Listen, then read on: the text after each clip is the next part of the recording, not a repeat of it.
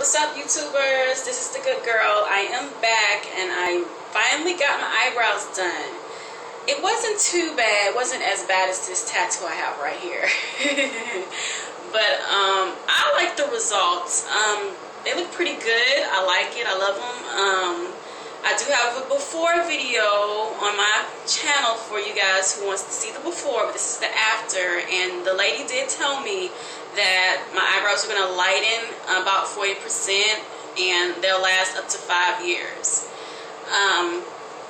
She was really cool. I got it done in Houston.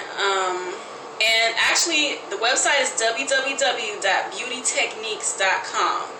And the lady that did my eyebrows, her name is Linda. She does an awesome job. There's different techniques. For everybody, it's different. They have the machine technique, the natural, which I have done. And then they have the hair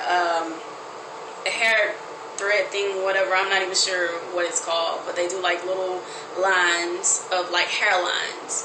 But yeah, I really like my results. What do you guys think?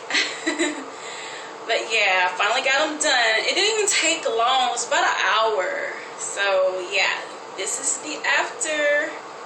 Thank you guys for tuning in. Until next time. Bye. Peace.